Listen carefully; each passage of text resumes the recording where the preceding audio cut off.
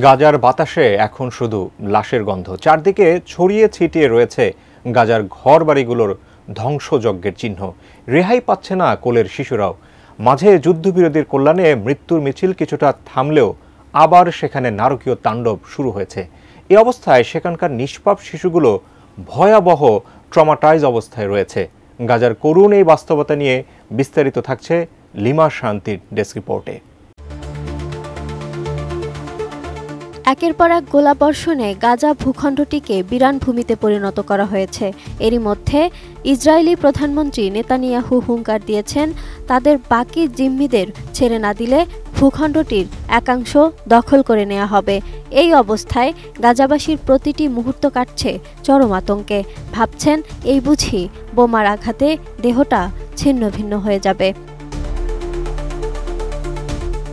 বর্তমান পরিস্থিতিতে সেখানে সবচেয়ে ভয়াবহ অবস্থার মধ্যে আছে শিশুরা।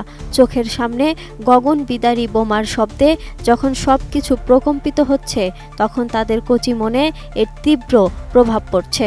রাতে ঘুমানো তো দূরের কথা, দিনের আলো তাদের ভয় লাগে। খুব কাছ থেকে মৃত্যুর দৃশ্য দেখে তারা এখন ভয়াবহ ট্রমার মধ্যে দিয়ে দিন পার করছে। মনোবিজ্ঞানীরা বলছেন, এ অবস্থা চলতে থাকলে তাদের মানসিক বিকাশ তো দূরের কথা, ধীরে ধীরে তারা মৃত্যুর দিকে এগিয়ে যাবে। কোয়ালিটি সম্পন্ন আন্তর্জাতিক মানের CMT 500W CSRM committed for better still। সম্প্রতি যুক্তরাষ্ট্র ভিত্তিক সংবাদ মাধ্যম CNN-এ এমন একটি সংবাদ প্রকাশিত হয়েছে।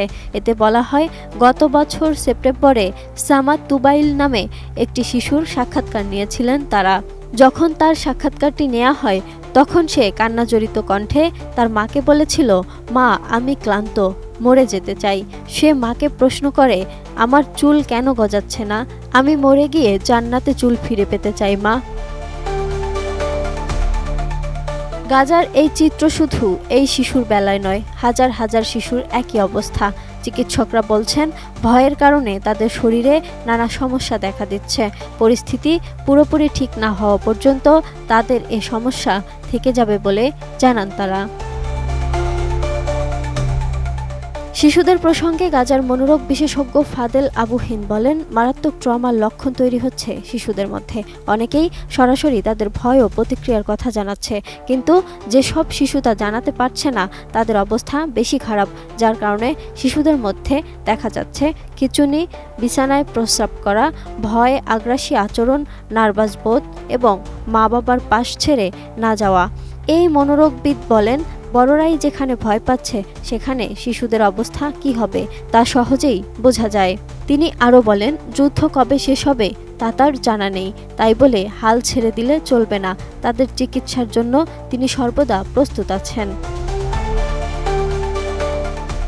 জাতিসংঘের শিশু সংস্থা ইউনিসেফ গত জুনে প্রকাশিত এক প্রতিবেদনে জানায়, গাজার প্রায় 12 লাখ শিশুই বর্তমানে মনস্তাত্ত্বিক সহায়তার প্রয়োজনীয়তায় ভুগছে, বিশেষ করে যারা একাধিকবার ভয়াবহ সহিংসতার মুখোমুখি হয়েছে। Lima Shayanti, desk report, ATN news.